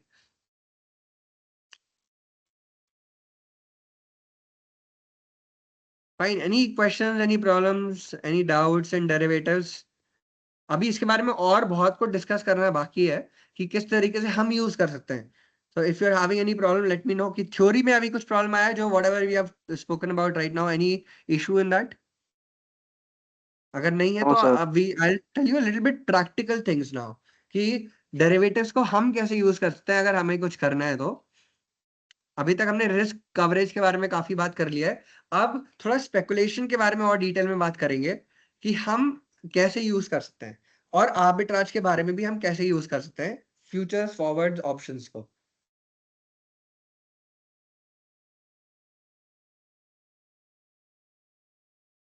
ओके, F&O सेगमेंट जो होता है वो काफी रिस्की होता है। पहले तो first disclaimer is that it is quite risky. If you log in to your trading account, अगर डीमैट ट्रेडिंग अकाउंट खुलवाएंगे कहीं पे भी, जीरोधा पे, ग्रो पे, Angel Broking, wherever you are opening your account, they'll show you a disclaimer at the beginning. More than 9 out of 10 retail traders lose money in derivatives. तो 90% से ज्यादा लोग मनी लूज करते हैं when they are trading derivatives, and this the average loss is around 50,000 rupees. तो छोटा मोटा loss भी नहीं, थोड़े बड़े बड़े लॉसेस हो सकते हैं इसमें डेरिवेटिव्स में, ये बात है। और इसका रीजन हम डिस्कस कर ही चुके हैं, लेवरेज की वजह से होता है। 4-5 महीने का लेवरेज मिल रखा है, so your profits are also magnified, your losses can also be magnified. लेकिन अब इसको यूज कैसे करना है? एक तो आर्बिट्राज के लिए यूज हो सकता है। यूजुअली जो एल्गो ट्रेडिंग फर्म्स हैं वो इसे आर्बिट्राज के पॉइंट ऑफ व्यू से यूज करती हैं। अगर उनकी एल्गोरिदम ये स्कैन करती रहती है, उन्होंने एक कोड बना रखा है, पाइथन कोड बना रखा है या कोई प्रोग्रामिंग लैंग्वेज में कोड्स बना रखे हैं जो कि एपीआई के थ्रू, ब्रोकर का एपीआई होता है, एप्लीकेशन प्रोग्रामिंग इंटरफेस होता है, जिसके थ्रू वो प्राइसेस को फेच करते हैं और उन्हें ट्रैक करते रहते हैं कि जब प्राइस एक कंडीशन मीट करेगा तो उन्हें पता पड़ जाएगा यहाँ पे एक मिस प्राइसिंग हो रखी है, और उस मिस प्राइसिंग का वो लोग फायदा उठाने की कोशिश करेंगे।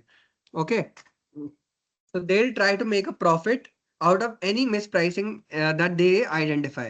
अब इतने सारे we've seen कि around 6,000 stocks are listed already. Bombay stock exchange, national stock exchange पे अराउंड 6,000 कंपनियां लिस्टेड है। हर एक को मैनुअली ट्रैक करना is next to impossible. So how can they do it? They are using softwares which is fetching data continuously and monitoring all of this data. And whenever they find their data, their script is able to identify discrepancies, it places orders automatically. तो उन्होंने conditions डाल रखी हैं, rules डाल रखे हैं, mathematical rules डाल रखे हैं, जिसके बेस पे अगर कोई conditions meet होती हैं with respect to either any technical indicator like moving average, like RSI, like MACD, or with respect to the a particular price, जो भी condition उनकी meet होती है, it automatically will place the order. Condition किस base पे हो सकती है? It can be based on this futures and spot price, कि फ्यूचर्स और स्पॉट के बीच में अगर डिस्क्रिपेंसी हुई between the theoretical price and between the actual price, they will sell और दे विल बाय अकॉर्डिंगली। अगर फ्यूचर ज्यादा एक्सपेंसिव है तो उसे सेल कर देंगे, अगर फ्यूचर ज्यादा सस्ते में अवेलेबल है तो उसे बाय कर लेंगे, if based on the discrepancy between futures and spot price. That is one thing. और they also use put call parity equation, कि उन्हें पता है कि पुट का प्राइस कितना होना चाहिए theoretically using this put call equation, लेकिन अगर वो पुट का प्राइस या वो कॉल का प्राइस ज्यादा है या फिर कम है, accordingly they will buy and sell. अगर पुट का प्राइस ज्यादा है तो वो उसे उसे सेल कर देंगे और कॉल को बाय कर लेंगे। अगर पुट का प्राइस कम है तो वो उसे उसको बाय कर लेंगे और कॉल को सेल कर देंगे। So based on which is undervalued, which is overvalued, and using spot and futures and put and call, they can use this put call parity equation to their advantage। जैसे ही कोई discrepancy उनके software ने identify करी, वो orders place automatically होंगे और ultimately उनका एक रिस्कलेस प्रॉफिट मिल जाएगा। This is what big proprietary firms are doing. The problem here is for retail investors, building such a sophisticated system is quite difficult. इतना अच्छा सिस्टम बनाना जो कि सारे प्राइसेस को ट्रैक कर रहा हो, डिस्क्रिपेंसीज को आइडेंटिफाई कर रहा हो और उसके बेस पे ऑर्डर्स प्लेस कर रहा हो, वो कर पाना थोड़ा मुश्किल है। और अगर इतना डिफिकल्ट चीज बना भी ली तो उसको प्रॉफिटेबल फिर भी बना पाना मुश्किल है। The reason is you have to pay all these other charges, कि कमीशन इतनी ज्यादा पे करनी है, हर ऑर्डर के लिए बाय के लिए 20 रुपए पे करना है, सेल के लिए 20 रुपए पे करना है, साथ में STT होगा, सिक्योरिटी ट्रांजैक्शन टैक्स होगा, कमोडिटी ट्रांजैक्शन टैक्स होगा, या फिर स्टैम्प ड्यूटीज होंगी, GST होगा। You will be paying all these different fees and charges, clearing charges होते हैं, बहुत सारे चार्जेस होंगे। तो इसको प्रॉफिटेबली कर पाना थोड़ा मुश्किल होगा अगर आपने सिस्टम बना लिया उसके बाद भी। So these are some practical issues that usually retail traders will face। बड़ी कंपनियां या बड़े इंस्टीट्यूशंस क्यों कर पाते हैं? क्योंकि उनको इतनी सारी फी नहीं देनी है, उनको मे बी उनको फ्री ब्रोकरेज पड़ रही है, बहुत कम ब्रोकरेज पड़ रही है, तो उस बेस पे they can easily make it profitable. मतलब इजी तो नहीं है, बट हाँ, comparatively compare to retail investors और traders it is much simpler for them. और उनका कैपिटल भी बहुत ज्यादा है, हमारा कैपिटल अगर कम है उसमें तो हम मे बी 1-2 लॉट ट्रेड कर पाएंगे, वो लोग तो 10, 20, 100, 1000 जितने लॉट्स चाहे ट्रेड कर लेते हैं। So that's one more other advantage that these people are having compared to all of us. Okay. So this is how derivatives can be used in arbitrage to make a riskless profit. Quite difficult to do practically. और जब से tax में changes हुए हैं पिछले इस साल, जो अभी बजट आया था उसके बाद से STT वगैरह बढ़ा दिया गया है, तो प्रॉफिटेबल करना based on algorithms, based on arbitrage is going to be even more challenging, क्योंकि टैक्सेस बढ़ चुके हैं। तो अब जो काफी एल्गोरिथम्स हैं, जो एल्गो ट्रेडिंग फर्म्स हैं, वो उनको प्रॉफिटेबल होना भी मुश्किल हो रहा है। तो रिटेल इन्वेस्टर्स को तो भूल ही जाएं, जो रिटेल ट्रेडर्स हैं उनके लिए तो और भी मुश्किल है। जो बड़ी बड़ी कंपनीज हैं जो एल्गो ट्रेडिंग कर रही हैं इतने टाइम से, वो भी प्रॉफिटेबल होना उनके लिए मुश्किल हो पा रहा है due to these changes in taxation and all. तो एक्चुअली गवर्नमेंट प्रमोट नहीं कर रही, एक्चुअली डिस्करेज कर रही है ट्रेडर्स को, स्मॉल ट्रेडर्स को, स्मॉल इन्वेस्टर्स को, कि F&O में ज्यादा मत ही आओगे तो फायदा कुछ ज्यादा है नहीं, क्योंकि अल्टीमेटली इतने सारे टैक्सेस होंगे। But still you can engage in long term investing, long term अगर इक्विटीज में डिलीवरी बेस पे करना है, वो फिर भी प्रॉफिटेबल हो सकता है easily. And sir, why they are discouraging? Why they? Because they वो अगर सब लोग के लॉस होंगे और इतने बड़े एवरेज 50,000 के लॉसेस हो रहे हैं, more than 90% traders are losing, so they want to protect the small traders against the big institutions. ये बात है, मतलब लॉजिक तो यही है। अब actually what is the underlying principle I don't know. एक ये भी है कि उन्हें अपना रेवेन्यू ज्यादा जनरेट करना है, गवर्नमेंट को तो उनका मेन प्राइमरी फोकस तो अपना रेवेन्यू मैक्सिमाइजेशन पे है। They want to build as much tax revenue as possible, तो इसीलिए वो टैक्सेस बढ़ाते जा रहे हैं, लेकिन इनडायरेक्टली वो लोगों को भी डिस्करेज हो रहा है इसकी बेस पे। अगर प्रॉफिटेबल ही नहीं है तो अभी maybe you will do it for some time, but after a few months और maybe a few years you will ultimately realise कि कुछ प्रॉफिट जब हो ही नहीं रहा तो क्यों कंटिन्यू करें इसे। लेकिन So इंडिया that's में इतने a ट्रेडर्स tax हैं, इंडिया में इतने increasing ट्रेडर्स हैं कि tax. कोई ना कोई तो ट्राई करते रहेगा, है ना? That Yes, is the sir. So thing, that's why, sir, there are so many. increasing tax is leads to short-term strategy of government. हाँ वही तो है, उनका शॉर्ट टर्म में तो बहुत बन ही रहा है टैक्स। और इंडिया में इतनी पॉपुलेशन है कि ज्यादा और भी लोग एंटर करेंगे आगे भी, और सबको अगर एक एक साल लग गया रियलाइज होने में कि प्रॉफिटेबल नहीं है, तो गवर्नमेंट का तो काम हो गया ना तब तक। So that's discouraging traders is not their main purpose, but ultimately it's leading to that only. जब कुछ टाइम बाद, कुछ महीनों या सालों बाद सबको रियलाइज होता है कि हमें हमारे लिए प्रॉफिटेबल हो ही नहीं रहा है, तो क्यों करेंगे फिर। तो ये आर्बिट्राज के बारे में हो गया। बड़ी कंपनियां फिर भी कर पाती है क्योंकि उनका जो ब्रोकरेज है वो कंपैरेटिवली कम पड़ता है, since their capital is huge. They are dealing in hundreds and thousands of lots. हम तो एक दो लॉट कर रहे हैं, वो 1000 लॉट कर रहे हैं, तो ऑब्वियसली जो उनका पर यूनिट कॉस्ट आ रहा है वो बहुत ही कम आ रहा है, इसीलिए वो प्रॉफिटेबली कर पाते हैं इन चीजों को। Now we will come to the other thing which is speculation. अब आर्बिट्राज तो हम बहुत ज्यादा डिफिकल्ट है, स्पेकुलेशन फिर भी थोड़ा बहुत किया जा सकता है। Now what we are doing is not only capitalizing on mispricing, कि अगर mispricing है वो usually बहुत छोटी होगी और कम देर के लिए होगी, लेकिन हम एक broader trend पे focus कर रहे हैं कि trend ऐसा है, या फिर overall companies के fundamentals देख करके company is looking is growing very fast, it is expanding rapidly, its profits are quite stable, sales are stable, debt भी कम ले रखा है कंपनी ने। अगर अच्छी कंपनीज आइडेंटिफाई कर ली और उनमें इन्वेस्ट कर रहे हैं तो एक रिटर्न मिल सकता है, but that will take time. उसके लिए अगर डेरिवेटिव्स में करेंगे तो रिस्क ज्यादा बढ़ जाता है। शॉर्ट टर्म में हो सकता है वो रिटर्न ना मिल पाए और एक्चुअली नेगेटिव रिटर्न मिला है, बट लॉन्ग टर्म में this can be quite helpful. अगर if you are following a proper system and you are able to identify good quality companies available at cheap prices, that can be profitable in the long term. Fine, so this is और इसमें speculation derivatives के through भी किया जा सकता है, बस दिक्कत ये है कि क्योंकि लेवरेज है तो हमारे पास उतना बफर नहीं होगा।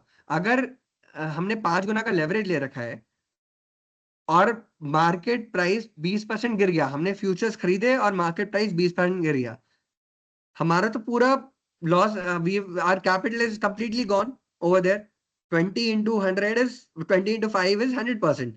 Your entire 100% of capital will be completely gone, सिर्फ 20% मूव के बेस पे।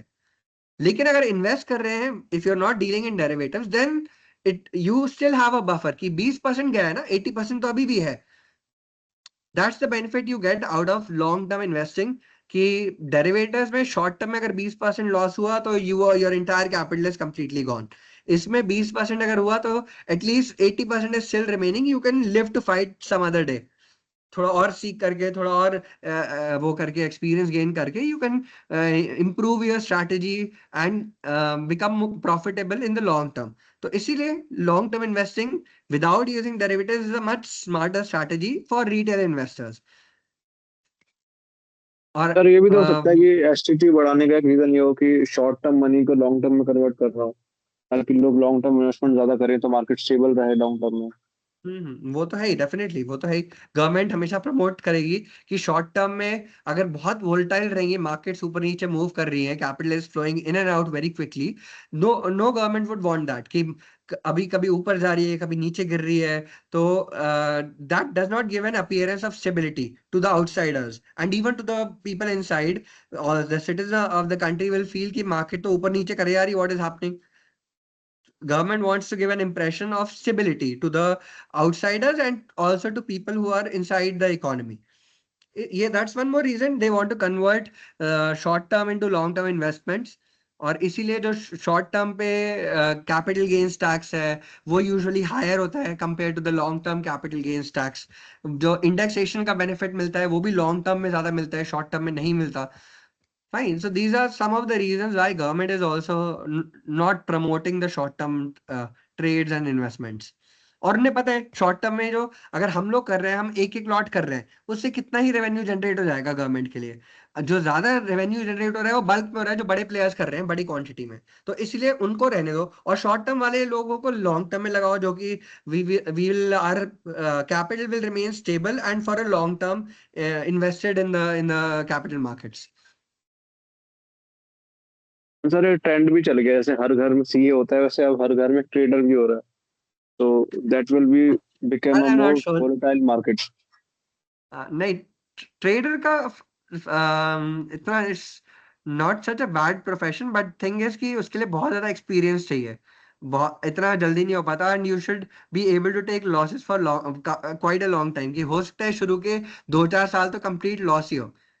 इफ लेट्स से अगर हमको किसी को डॉक्टर बनना है तो उसके लिए 10-12 साल की पढ़ाई करनी पड़ेगी पूरा, कि पहले एंट्रेंस क्लियर करो, पीएमटीज क्लियर करो, and then you get into MBBS, MBBS में पढ़ते रहो, देन एमडी करो, एमडी का एंट्रेंस होगा, फिर एमडी क्लियर होगा, फिर उसके बाद डीएम होगा, उसके लिए पहले एंट्रेंस होगा, फिर से होगा। Overall it's 10-12 year, 10-15 year long profession, उतना तो करना ही पड़ेगा। तो same thing is here applicable also, कि हमें लगता है कि हम ट्रेडिंग करेंगे और 2 महीने में प्रॉफिटेबली हो जाएगा, थोड़ा थोड़ा अनलाइकली है, थोड़ा क्या काफी अनलाइकली है एक्चुअली।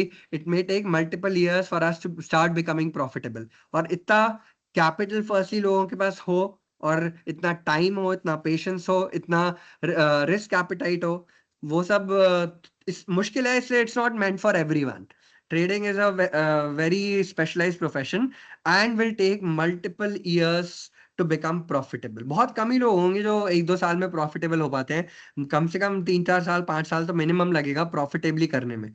अब उतने टाइम में एक तरीके से यू विल हैव टू पे अ फी आल्सो टू द मार्केट, कि हर साल हम लाखों रुपए का एक फी दे रहे हैं मार्केट को फॉर इयर्स टुगेदर। वो if you are ready for that, और उसका भी डोंट एक्सपेक्ट कि 100% रिटर्न मिल ही जाएगा, और कब मिलेगा वो भी नहीं पता। For every person it varies, some people may be able to they may be able to become profitable in after 1 or 2 years, some people may take 5 or 10 years to start becoming profitable। तो कितने time तक फी देना है वो भी नहीं पता अभी। डिग्री में तो फिर भी यू हैव एन आइडिया कि हाँ 3 साल में डिग्री मिल जाएगी, 2 साल में डिग्री मिल जाएगी, लेकिन उसमें ऐसा कोई फिक्स नहीं होता कि हम अगर मार्केट को फी देते भी रहे तो how long it will take for us to become profitable. Fine, so it's not meant for everyone की ट्रेडर, हालांकि थोड़ा फैशनेबल लग रहा है आजकल, लेकिन कितने लोग उनमें से सक्सेसफुल बनेंगे, it's the percentage is going to be quite small. अगर डॉक्टर्स में let's say 50-60-70% are able to become quite you know well placed, इसमें ट्रेडिंग में number percentage is going to be quite smaller. ठीक है, तो आज के लिए बस करते हैं, we'll meet next time now। I've shared two PDF of the books which you can start going through for your final exams. Two books are there, and I've also shared the notes Word document, जो docs होता है ना, Google Docs I've shared, and I've also shared Google Slides। उसी में और information add होती रहेगी और notes add होते रहेंगे। You'll have the entire notes for all the different units. Along with that, you'll have the presentations for whatever we are discussing in class। Fine, that's it from my side. We'll Okay, sir. meet next time in that case. Any doubts? You're Yes, sir. having Thank any you so much problems? for You can let me know. Okay, fine. Chalo, see you guys. Bye bye. Take care.